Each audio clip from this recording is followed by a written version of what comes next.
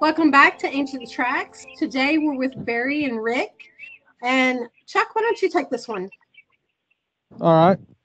First of all, I think you folks who are going to listen to this episode are going to have a real treat.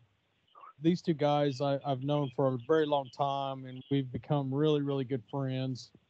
These guys I've worked with research-wise, and it's an honor and a pleasure to have these guys on the show. Just happy you guys are on the show with us. Barry, I'd like for you to start how you got interested in the subject and some of the sightings that you've had. And I know that you got Rick involved in all this, and you both have had quite a few sightings because of the job that you have. If you want to, just take it away from there.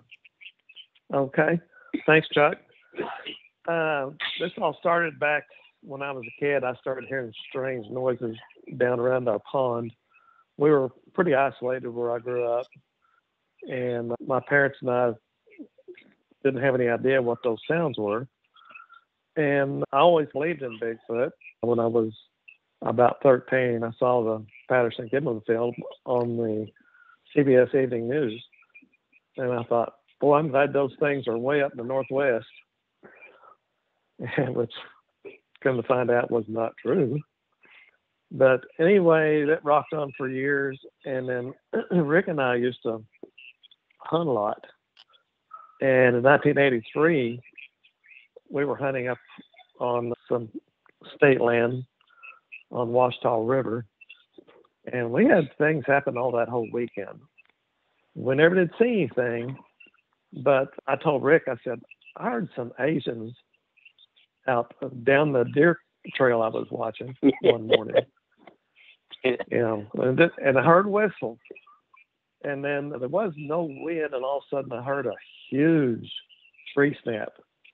It sounded like a small caliber rifle just cracking and then breaking.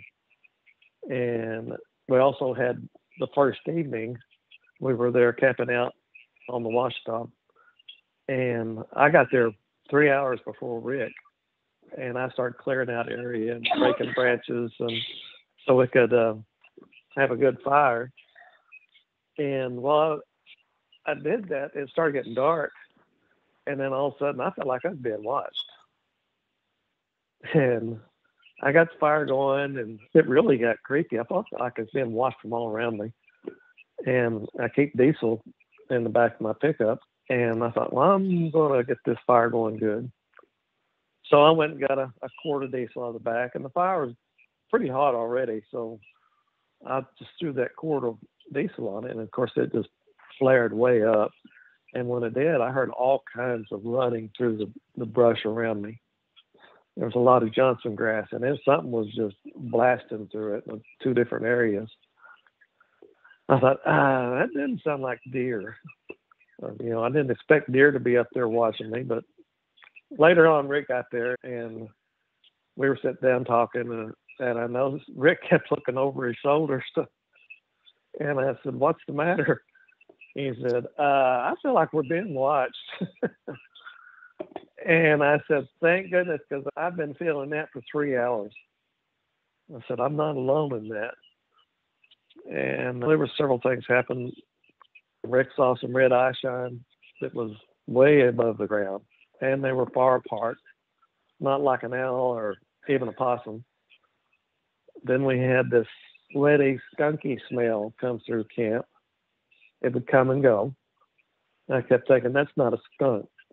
First of all, when a skunk sprays, it don't go away. And of course, then the next day we started hearing the samurai chatter. Rick heard it too. And that second night, it was almost evening. The sun was down, and all of a sudden, to the northeast of me, I hear this, what I thought at first was a guy calling cattle.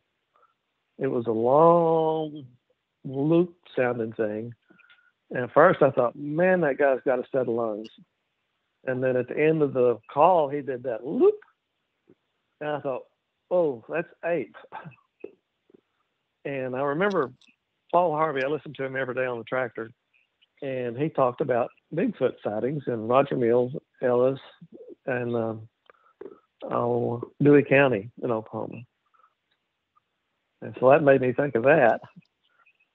And we went up and looked where I thought that the sound was coming from, that there was a guy calling cattle. We drive up there and there's no cattle anywhere.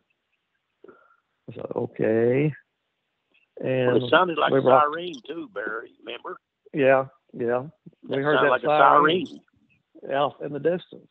That's right.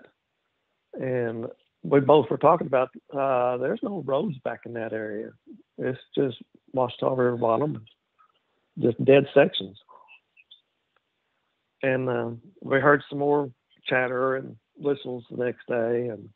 And then at the last night we were there, it was 3 a.m. and I was kind of halfway awake. And I heard this roar. Just never heard anything like it before. I grew up not far from the river, and I've heard mountain lions since I was 6 years old. And this put mountain lion to shame.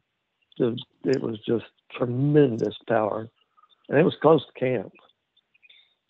And it sounded very angry. And what it reminded me of is like a combination of an upset African lion and the T-Rex from Jurassic Park movie, except without the kind of squeal. It wasn't that squeal in it like they had on that movie. That was a combination of that. And it roared twice. I thought, I need to wake up the guys. Maybe one of them was stirring. And I thought, as soon as I do, it'll quit. Well, then probably 100 yards from camp, I hear this female scream. It was just a bloody murder blast.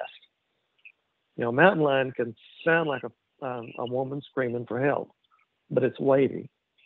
This was just a female blast, and both of them sounded angry. Well, I wake up the guys, but just like I thought, and never did it again. But I don't know how they slept through that one that's close to the camp. That thing vibrated my chest. I don't sleep that easy.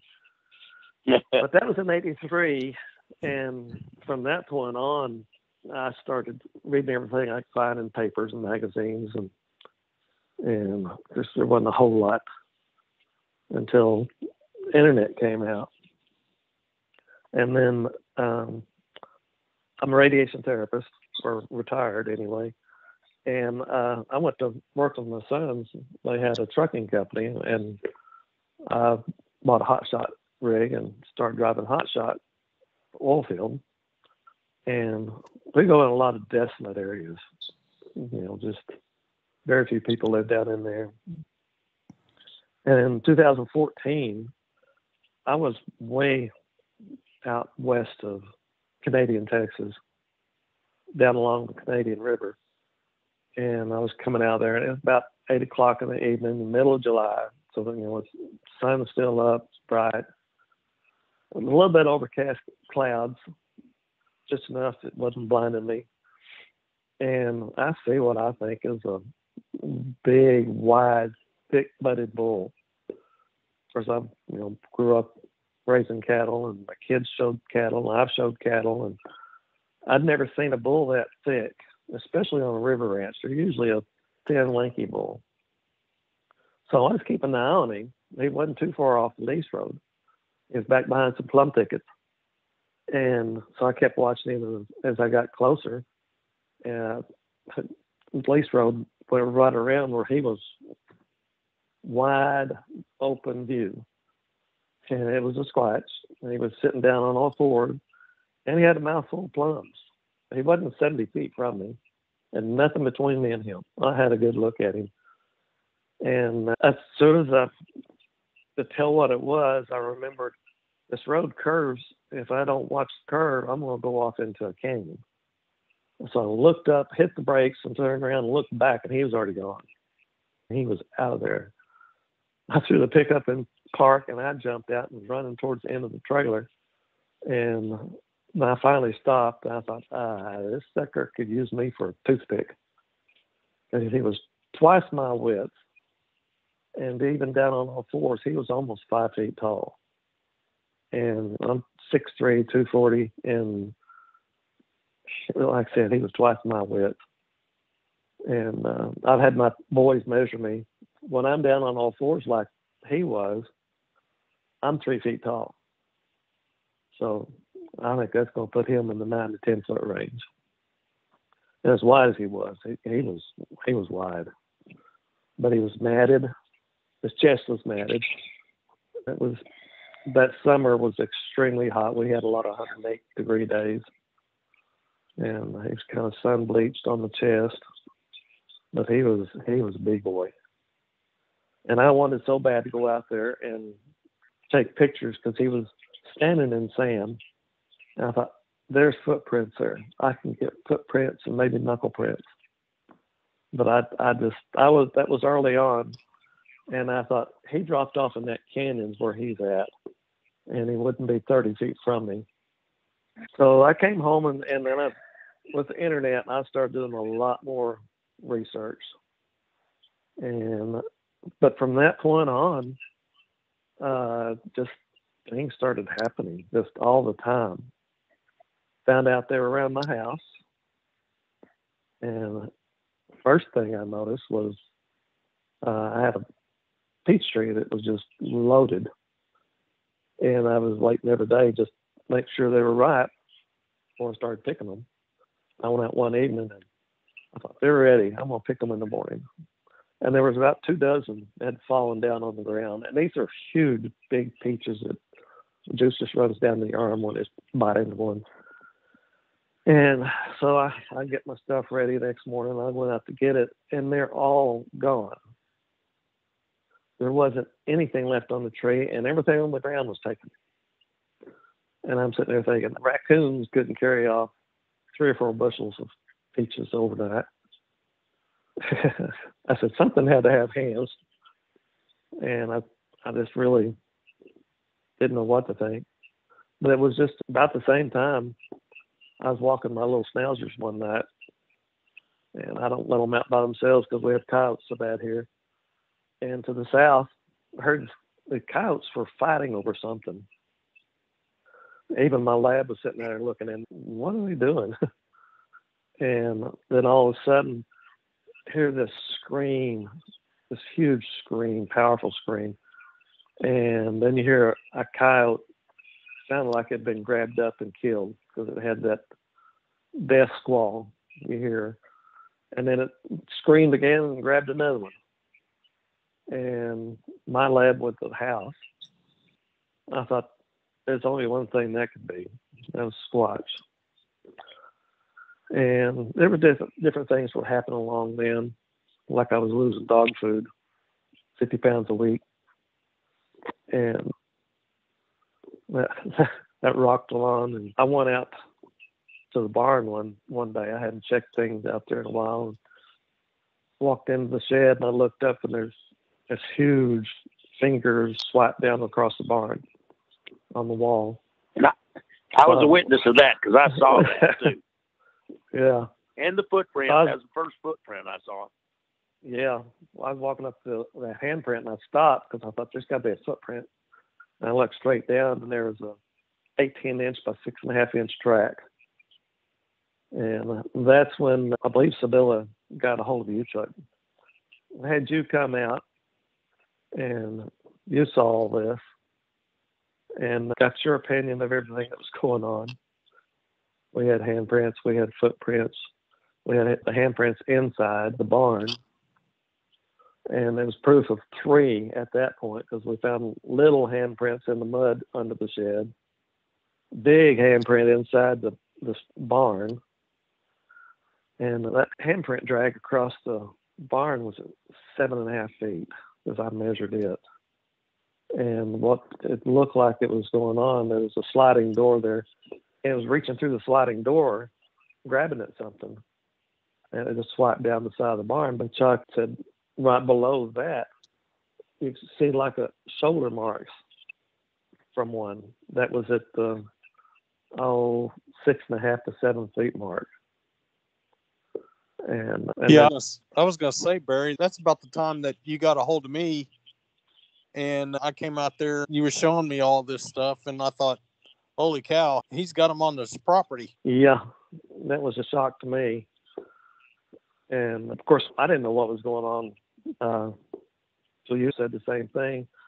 Y'all asked if there's anything unusual happening. I said, I'm hearing explosions once a week for the last month. And then it's always between 2 and 3 in the morning.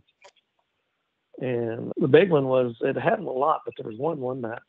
It brought me out of the bed. I bounced out of bed. My bedroom's in the second floor of the old house. And I called the sheriff's department because I thought there was an explosion somewhere. And they had no reports of explosions. And I told him what had been happening every week for the last month. And he thought, well, that was weird. Yeah, I did too. And when y'all asked me if anything unusual had happened, I told you about the explosions. And then Chuck, you asked me, he said, do you have anything they could be eating? I said, no, nothing I know of. He said, what about dog food? I said, oh, the dog out there in the barn, there's a dog run and a big building that she stays in. And I got a self feeder in there. And I'd feed her once a week. But I had been having trouble. By the middle of the week, all the feed's gone. And she had gotten real skinny. And he said, well, what about trash? And I said, yeah, I've got a dumpster. He said, yeah, that's when we picked it up. And I said, it's usually a Monday or Tuesday. It's just a local thing, and they pick it up when they get time. And he said, so by Tuesday, you're out of dog feed and trash. I said, yeah. He said, they're upset because they're out of anything to eat. So they're coming up and hitting the house. So we go up the house, and on the back side of the house is bricked. And before we bricked it, I dug a 2x2 footing for the brick to set on because I didn't want the brick or anything to crack. But we looked up at about 7.5 feet, and there was a crack running down the water. But above that crack, the brick was crumbled, like something had hit it. And that's what I really was. And that's where my dog feed had been going for 2 years. They were coming in and getting it at night. Now, through the winter, it would stop. I'd turn on heat lamps in there, and feed wouldn't disappear until next spring when I turned the heat lamps off. Until that last year before the tornado, they started throwing tree branches in and knocking out the heat lamps. And I didn't know what was going on, but why is this branch in here? It hadn't been blowing. And that happened twice. I put the bulb back in, and then there was another one thrown in. And my chain link fence had been pushed down, and not like cattle, they'll push under it or go over the top and push it in. But then there was any cattle tracks in the dog run. It was hard packed, but cattle would still mark. Hooves will dig in. But, there was no sign cattle had even been in there until, Barry, yeah.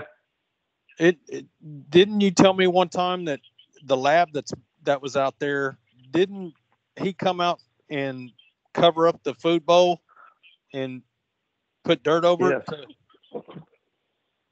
Yes, he started digging the food out and burying it, and then putting his pan on top of it. Because he got where he didn't want to use the self-feeder. Right. And I couldn't figure out why there's scent on it. Because that happened later on, which I'll talk about, with the lab and the doghouse. Yeah, she was covering up the dog food and just starving to death. They figured out how to knock out that light, and then they go in. And at night, some nights, before we knew what was going on, we'd hear her whining out there like she was scared.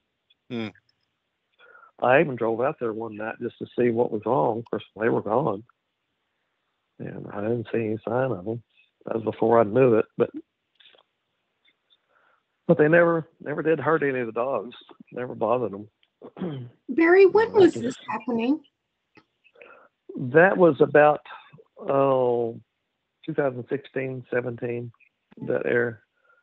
And then, well, it ended in 17 when I had that tornado in May. But now the month before that, was having all kinds of activity here. It was just nuts. It was almost nightly. One night I went out and walked the dogs to the north side of the house, and then the barn is out east of there. And I've always carried a spotlight out there when I'm out at night, and I felt like I was being watched. My hair on the back of my neck was standing up. And I whirled around and turned that light on at the barn, and there was one standing in front of the barn staring at me. And as soon as I lit him up, he turned to his right and was just gone, just took off. No sound, no nothing. About 150 feet. And even up in front of the house, if the cows were running and kicking, you could hear them run through there. But I didn't hear him. And I was telling my dad about it, and he said, "How big was he?" I said, "Well, he was as tall as to the roof line, and that roof line's 10 feet. And he was covering up a 4-foot window." And he said, "What do you think he weighed?" Well, we had a dairy, and we had Holsteins, and our Holsteins were big. And they weigh from 12 to 1,500, pretty typical. And I said, if you stood one of them up, that would be pretty close, except the Bigfoot had a whole lot bigger chest. And I'd say he's got to be at least in that 1,200 at the minimum. He was just massive. That's big. What time of year was this? Excuse me? What? That was in the spring. Spring. Okay. And I think that was I'd have to look at my records. But I think that was the spring of 17 early. Because right after that, no, that was earlier than that. Because I had the one that came after me. Spider crawler? Was after that. The spider crawler came after me, but it was after that, but wasn't too long after it. You know, my ex came out to pick up some mail one night. It was about 10 o'clock, and we were at her car outside talking, and she asked me what some little one sounded like that I'd heard. And so I did a distressed baby cry because he was upset. He could see me, and I was in the yard light. He was really upset. And I did that distressed baby cry. And immediately I just had a bad feeling and gut feeling that I shouldn't have done that. You know, this is not good. And it creeped her out. She left. And I noticed my lab go running to the fence, all big and bad, going to get something. And all of a sudden, he ducked his tail and ran the house as fast as he could. So I shined my spotlight straight out to where he was at. And I could see him then. That sucker was crawling, coming at me just as fast as he could. I got to see about 3 or 4 strides he made at me. And I had a pretty good look at him because when I first saw him, he was about 150 feet from me. But he had closed the gap pretty good coming at me. And he was the silver one. His wingspan was probably about 9 feet. And his head was about the size of a 5-gallon bucket. And those huge red eyes were just shining with that light hitting it. But I could see his teeth. Yeah, there was the glare. But it was grimacing. I could see his teeth. But he wasn't happy. He wasn't a happy camper. Barry, if you would, describe the spider crawl that he did. Okay. It's his arms were straight out to the side. His legs were behind him, but he was like he was swimming. He'd bring the arms up one at a time, but when he'd bring like an arm up, you'd see a back knee come up as it was raising that leg up and then pushing off. And it was just like he was swimming at me. And he was probably still 10 inches off the ground from his chest. It was all on fingertips and toes. And like I said, he was fast. There was no way, even when I was young, I could outrun him. He was covering a lot of ground. And the one part of it took me a while to figure out how to tell people just how big he was. Standing up, like I said, I'm 6'3". His head, crawling like that, was above my waist, the top of his head. He was old, but he was big. But that hair, it was so silver, and it was fairly long, maybe 4 inches, 5 inches. But it just flowed when he'd bring his arms around. It was gorgeous hair.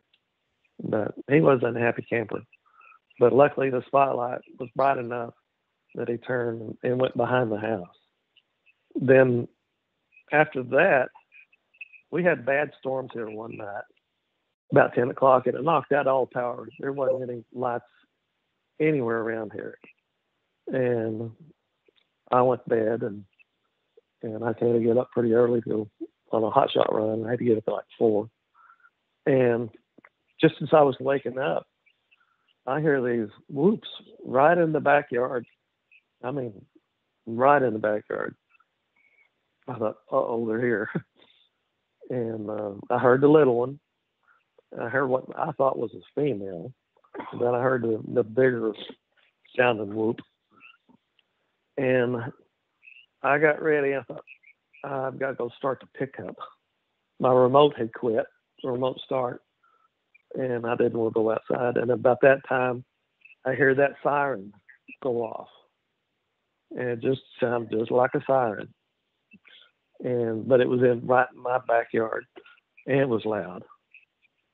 I thought, oh my goodness, I need to leave. And I thought, oh, I've got that. My other pickup had a remote start, and it has glass packs on it. It was loud. So I fired it up. Lights come on it. And then I went out and started up my pickup. Well, they were gone by then because I shined the lights all through out there, and I never did see them. And I think, Chuck, you came out right after that. Yeah.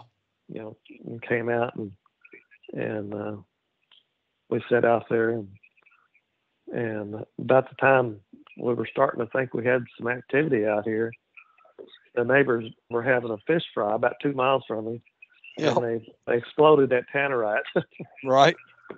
And come to find out, it was 24 pounds of tannerite they blew up. You remember that shock wave we saw go across the country? Yeah. People thought we had an earthquake.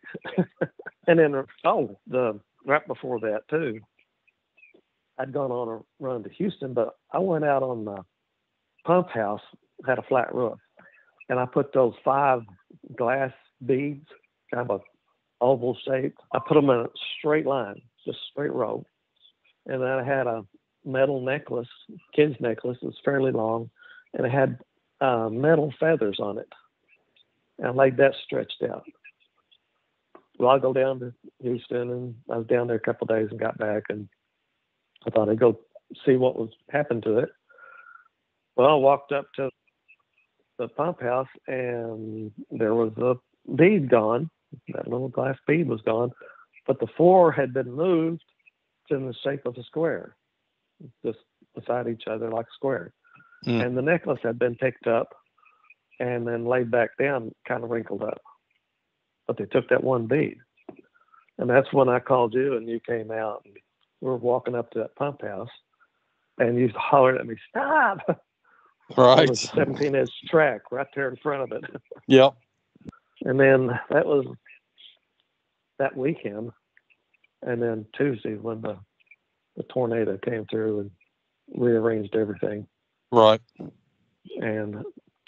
But there for the last month or so, the activity just got nuts. But I was out there, and I'd heard this old Cherokee said that they understand Cherokee.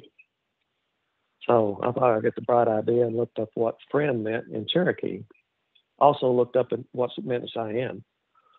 And so I was out there, and I knew they were at the shed because I could hear them kind of scuffling around. And my lab, he knew they were there because he was watching out there, and he was staying close to me. And so I was out in the backyard, and I just said, Oganali real fast in Cherokee. And from that point on, there was activity almost every night out there. And they seemed to get closer and closer. So back up just a little bit, and I'll talk about on Little Bit's doghouse. This was February that year. I got home about 11 o'clock one night, and it was misty, freezing rain, and I didn't want to set his dog food outside. So I just filled up this can that holds over 2 gallons of dog food, and I just shoved it out the backside of their doghouse. Well, I get the next morning, the lab and the little dog that his buddies, they were over in the corner of the yard, curled up. I thought, what are you doing out here? It's freezing. It's ice everywhere. I looked out, and that feed pan was upside down out in the yard, and there was no dog feed anywhere. Nothing. So I assumed the Bigfoot was on the other side of that little building next to the house. Mm-hmm. They must have been watching me from there, because that's the only spot they could see me from. And they saw me say, put that dog food in there. So they came up underneath the yard light and took that out. And from that point on, the dogs would not sleep in that house. After the tornado, I took it and bleached it and let it air out for a week. And then I took it and put it in his new pen, and he walked up and sniffed it. And he stuck his head in and sniffed. But he wouldn't sleep in it till the other dog went in. And then after that, he started sleeping in it again. But he wanted to make sure that scent was gone. That was an interesting time before the tornado. They've been here a few times, but not just a whole lot, not like it was before. I've seen them, I don't know, 5-6 times, and I've heard them quite a bit. It's not as active here as it was. I think I had a couple of times this year that they've been around, but I couldn't see them. But Little Bit knew they were around. And then I told you the other day that Rick was here, and I made one of the calls, and instantly to the south and southwest had owls hooting. And then to the northeast over in the creek, one was hooting. And that's a half-mile distance in either direction, and they were fairly loud. And they was like they were communicating back and forth from each other. And I don't think they were owls. I think they were trying to figure out who was making that call. Well, Rick, exactly. Rick, let's talk about how you got interested in this. Really? I got to follow that? Yes, you do. Oh, my gosh. What are you doing to me? Killing me here. Well, I have always been interested in the unknown. Never really went out and started looking for it or anything. But when Barry and I was hunting up there on the Washita River, it's probably a good thing he didn't tell me what he thought that stuff was, because I would have packed my bags and left right there. I'd been out there. So it's probably a good thing he didn't tell me. Later on, I lost my wife to a brain tumor. So I started riding with Barry. I called him one day, and he sounded sleepy. And I said, "Where are you at?" And he's coming back from Odessa or Jalna, Mexico somewhere. And he was tired. So I talked to him for a couple of hours till he got almost home. So one day I asked him, I said, "Well, can I ride with you?" And he said, "Yeah, the boys don't care." Do you remember what year that was, Barry? Yeah, 16, 17. That's before about when I was thinking. Yeah, it was right after the tornado, because it was June 17 when you heard your first one, because my RV had moved down to the shop house after the tornado, and you came out to listen. Yeah, I'll never forget that night. Hey, Rick. Yes. The night that you guys were out on the hunting trip and you saw the red eye shine, give us an estimate of how tall that sucker was that was out there. Well, I said that's a pretty good size possum, and he's getting ready to get nosebleed. he keeps going. I mean, he was going up that tree, but dummy me, I should have known that a possum don't look one eye around the tree and then stop and close it, and then turn and look one eye around the tree again at you. And it was big. And where you're talking, it was 10 foot, had to be 9 to 10 foot. And I'm basing that on the height of a basketball goal, you know, because it was way up there. And then say, I heard those, I'm sitting in a tree up there on the Westall River. That first part that Barry was saying that we were up there hunting. I'm sitting there and I got up and I found a good spot. Had a trail coming through there and got in there, dark. I'm up in there, didn't even have to, it was big and wide and I could stand down in between them. It was like 12, 14 inches, plenty of room. I could just put my boots down in and I'm 5, 6 feet off the ground. Perfect ground blind or tree blind. All of a sudden I hear holy mackerel. I thought, that gummit, got some Oriental people in here. Was the first thing I thought of. And I said, what are they tramping around in the dark? And about that time I hear something move. This come kind of from, like I was facing the east, it come from the southwest. Well, over at the southeast, something moved, but it just moved and didn't make a sound. Just a few minutes later, it gets light enough. There's the biggest buck I ever seen. Takes off. I guess I moved and looked over, and there it was.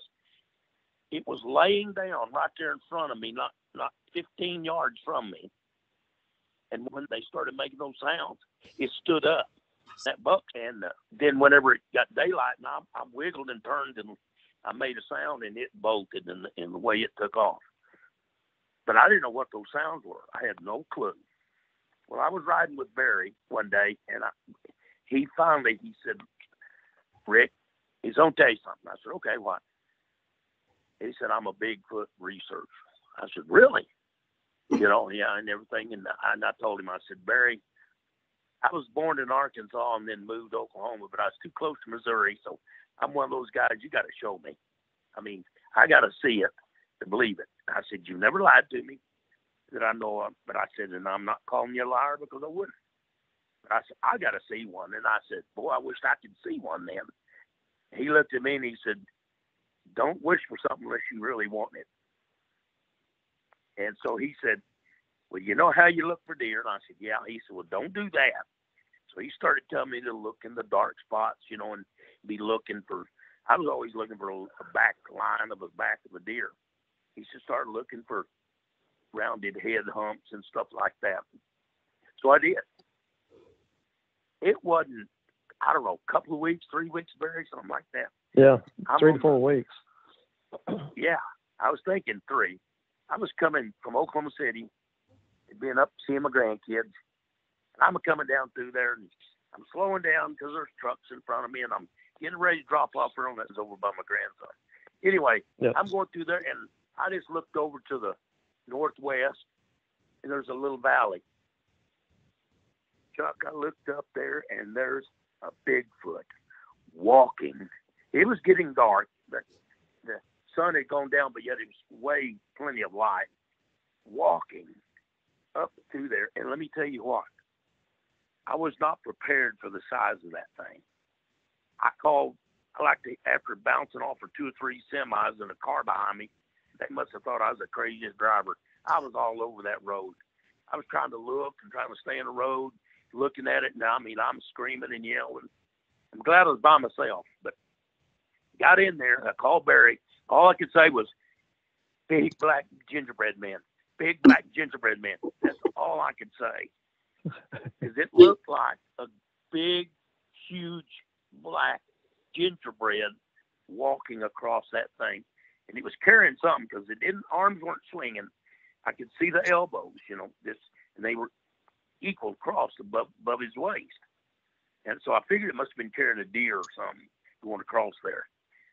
And I went, I called Barry, and I was on cloud 9. So here, 3 weeks prior to that, I wished I would see one, and I started looking. And I've been seeing them ever since. And I'm the type of guy like Barry and I, when we hunted, if I couldn't confirm that I saw antlers or a head on a deer or the backside of the white tail, I saw something move through the trees. If I couldn't confirm it was a deer, I didn't call it a deer because we would count the deer. Well, I'm the same way. I've seen stuff through the trees, and I've seen stuff move, but I couldn't see it enough to verify what it was. So I don't say, hey, yeah, I saw Bigfoot. I don't do that. And people, I think, have seen Bigfoot and did not realize it. And I'll give you an example of that. I went and spent Christmas Eve with my grandson. We had Christmas morning with him. I'd had Christmas Eve with my kids. So with him, I was up the city anyway, so I just went on over to his house and stayed with him. Got up that morning. Well, they had to leave and be gone by noon. So I'm getting ready. Well, he lives out in the country right on the corner. He lives on the northwest corner of this place. Well, I got in there at night and didn't realize across the street, the road right south of him, they was clearing out a bunch of these thorn bushes and all that stuff. They were leaving the trees, but was doing the other stuff about it. Well, he was surrounded by trees all the way around. And I'd heard those sounds before at his house, so I'll get into that first after I get into this. So anyway, I load up. Well, I saw his pickup out there. He's a volunteer fireman. And I thought, why did he leave his pickup? I bet he's here. Because he usually don't leave his wife stranded if he gets called out to a fire. Well, about that time, and he has a very distinct sound that nobody else can make it sound like him. So I'm looking around. He had a 20 by 20 or 10 by 20 cabin over there a little bit for a storage room. I looked around. It wasn't there, and I couldn't find him. I swore that was him, But I had looked out, and there was 2 evergreen trees right straight south. I thought, why in the world would they clear those out and leave those 2 evergreen trees there? They need to be, because they're just like gasoline, And then I heard that sound. So I went in, got my second load, loaded up, started out. I looked up. There's only 1 evergreen tree standing over there. Ooh. One of them had moved. So I backed up, parked, got out, and stood in the same spot to make sure I could see, and it was not there. The one out in the open beside a tree was there, but the one that was back into the trees further back was gone. Well, I don't think that was the one that made the sound. About 40 yards west of his house is a tree road, and it was cleared all out, and on the west side of it is all trees, slopes down into a pond, and there's trees all on the south side of the road. I think they were traveling along that fence row over there and went across the road, and I think there was one probably 30, 40 yards from me made that sound because he heard my grandson say that. So people can see that. Well, back to that deal. That was in December. Back in May, I had told my grandson, I said, I said, what's across that southwest side of your place over?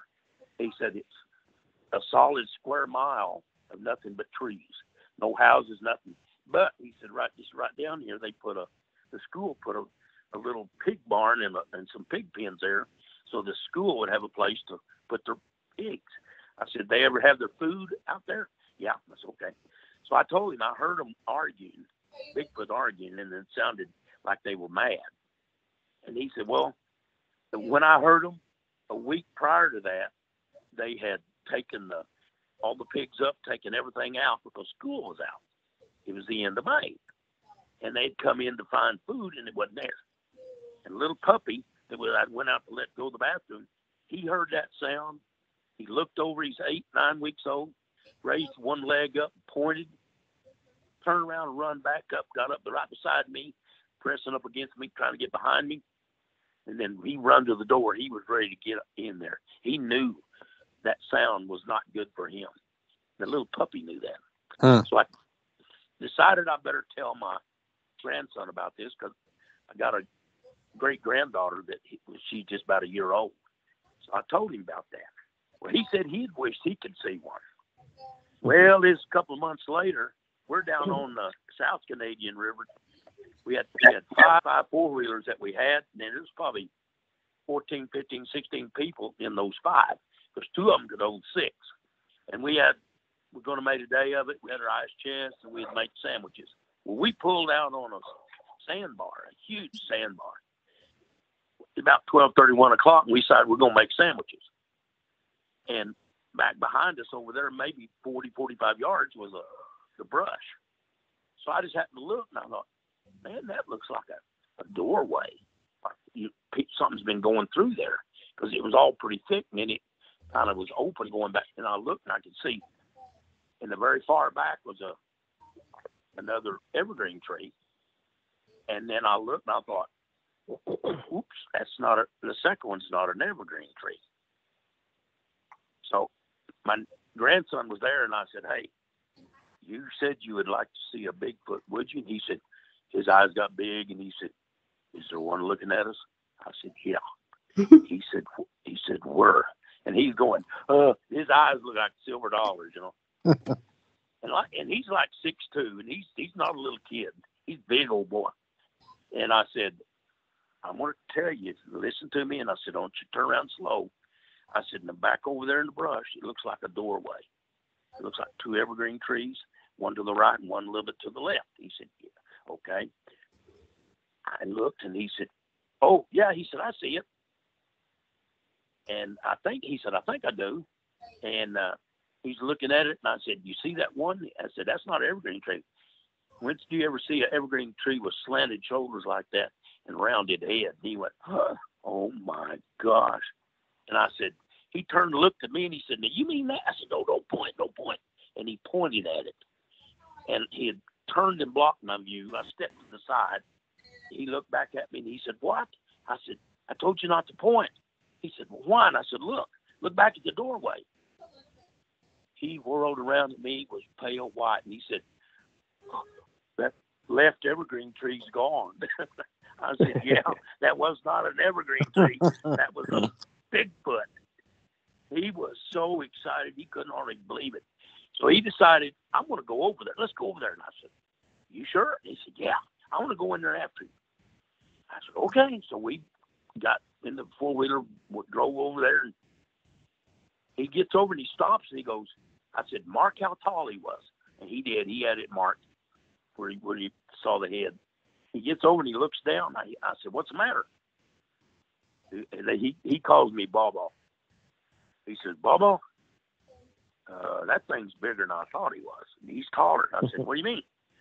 I said, I thought this 2-foot thing here was the bank. It was raised 2 foot higher, and it was just a different colored grass. He said, I don't think I want to go in there. He said, that thing is big. So he was 2 foot tall, taller than he thought he was. Because he wasn't standing. He was on ground zero where we were at. But he was 8 to 9 foot tall. You know, he decided he didn't want to get in there. So see, there we were. And we were the only two that saw it. The other 14 people looked at where we were pointing and looked. They didn't see anything. Nobody said anything. They would have left with those kids there. But people are around them all the time. Yeah. And they never see them. They don't ever see them. I got a question for both of you guys. You know, my very first sighting was back when I was working in the oil patch. And and I know, Barry, you and Rick go to a lot of oil field places. Oh, yeah. And you've seen a lot of Bigfoot in those type of areas. Yes. Oh, yeah. So my question, and this has always kind of fascinated me, why do you think that they kind of tend to come to those locations? And I have a theory that they sometimes go into those places because they know there's minerals there. I think a lot of it's curiosity.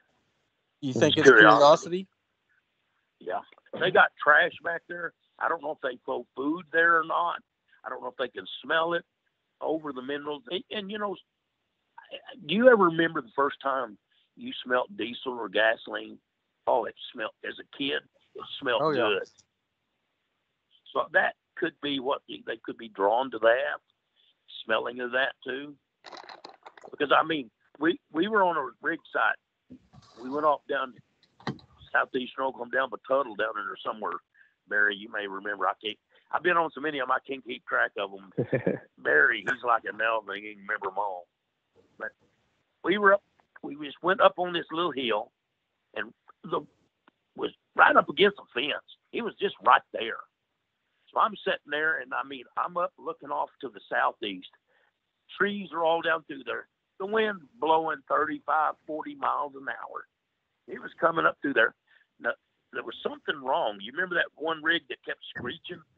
They were putting it up. I think they were setting it up, remember?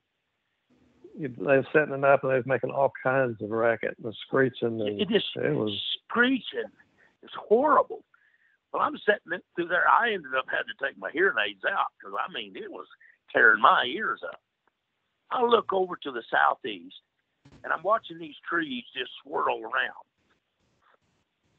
And there's one looked like a regular tree, and these others looked like kind of like yearlings or something. This was a pretty good sized tree.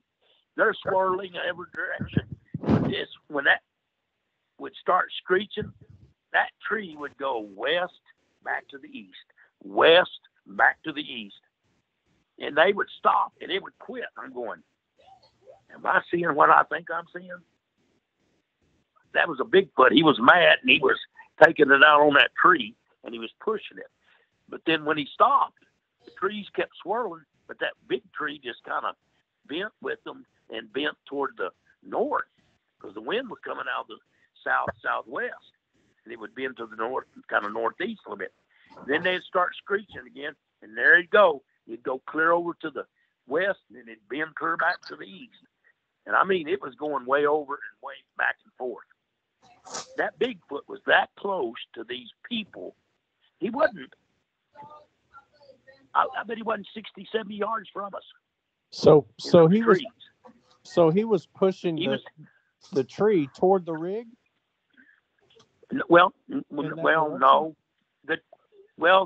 The rig was kind of northwest from him, but he was pushing it toward the west and toward the east, where the wind was blowing toward the northeast, where the wind was, but it was blowing up through that little valley. So it was just a little sloping little valley there, had trees all in it. We were down there where trees was everywhere. But it's like they were pretty good sized trees. Yeah. This wasn't no little bitty one. If it was a little one, he would have probably pulled it up and threw it at us, probably. But he didn't like the sound of that screeching. You know it had to have been hurting his ears. Yeah. So I think he was maybe coming up there. They were putting it in. He was curious, and then they started that screeching. I kind of think that they're curious about the locations. I've always, when we get through on a location and they moved everything off, I walk around to these spots where there's stuff spilt just to see if I can see tracks or fingers, and I've never seen anything right up on the location. But I really think they're curious, and then like they're always cooking on those locations. You know, they've got. I forgot about that. Yeah. Yeah, they're always cooking there. And I've noticed they bring in those big grills on trailers. Yeah, catering and cook out, and it smells so good. But I've noticed the same thing with the dog man. But we were on a rig hang around. Yeah. Well, there's food too. Yeah. Yeah. Chuck, we were on a rig. I think we was just over in Texas, up by Shattuck, up in there somewhere in that area. And Barry pulled me up, and I'm sitting there going. He pulls me right up on the very south end of the rig because they had to unload pipe and load it right there. And I'm looking down into a valley with trees. and it was starting to get dark. Luckily, I had my binoculars. This is one of the closest I got to look at the face of a Bigfoot. And I'm sitting there looking, and I thought, all of a sudden, I looked down kind of southwest, and I'm looking. I thought, boy, that area looks a little bit darker, blacker than the rest of the. So I grabbed my binoculars up, went in through there, and then I see an eye shine. And he was peeking around the tree on the right side of the tree, and I could see his right eye, which would be to my left, but it'd be his right eye. He's looking at me, and I'm going, wow, I can see it. And then he moved back, and he went real slow, went to the left side of the tree, and was looking with his left eye out. And he sat there, and he just went back and forth. And I was so excited because it was getting dark, and I was afraid I wasn't going to keep seeing him. And then he turned after he did that a couple of times. He turned and walked real slow, and I could see him walk away. And then just about the second step away, I couldn't see him because he went into the darkness. But he was there at that rig, looking at that rig, and he wasn't even probably 50 yards from me. Hey, Rick. Into the trees. Yes. Did you get the feeling that he knew you were looking at him?